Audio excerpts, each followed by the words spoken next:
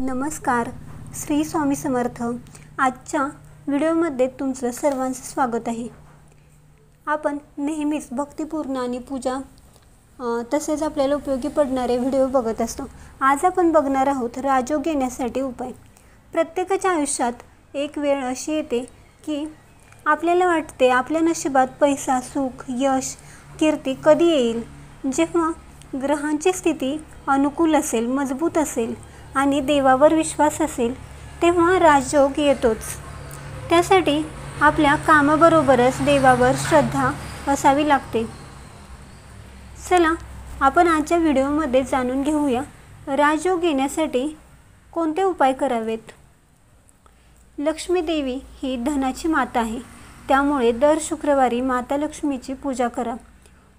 ओम श्री महालक्ष्मी नमः हा मंत्र 108 वेळा म्हणा आणि देवीला पांढरी फुलं तसेच पांढरी मिठाई अर्पण करा. पांढरी मिठाई नसेल तर साखर अर्पण करा.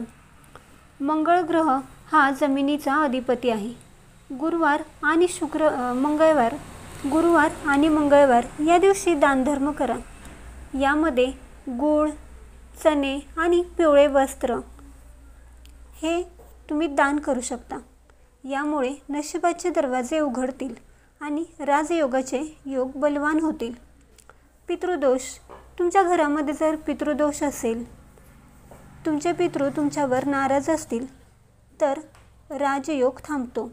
यामुळे जर अमावस्येला पितरांसाठी तर्पण करा आणि त्यांचे स्मरण करा. यामुळे पितृकृपा होते. मंगळवार आणि शनिवार हनुमान चालीसा पठण करा. ओम नमो हनुमते नमः हा 108 वेळा मंत्र म्हणा.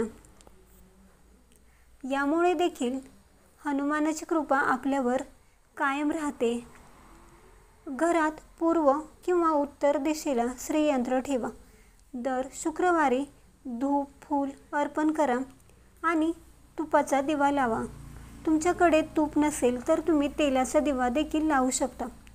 यामुळे राजयोग येईल. आणि नेहमी पॉझिटिव्ह विचार करा. आपल्या भविष्यकाळ खूप समृद्ध आहे असा विचार मनात आणा. कारण निगेटिव्ह विचार जर आपण करत राहिलो तर आपण कधीच सुखी होऊ शकणार नाही. आणि आता शेवटचा उपाय म्हणजे शनिवारी पिंपळाच्या झाडाखाली दिवा लावा आणि प्रदक्षिणा घाला. पिंपळाचं झाड देखील सकारात्मक ऊर्जा देतं. आपल्या पत्रिकेत राजयोग असो किंवा नसो, परंतु आपण प्रयत्न थांबवायचे नाहीत. आपण प्रयत्न केले तर साधनेची आणि भक्तीची जोड मिळते. तेव्हा खरा राजयोग सुरू होतो. आणि हे अगदीच सोपे उपाय आहेत.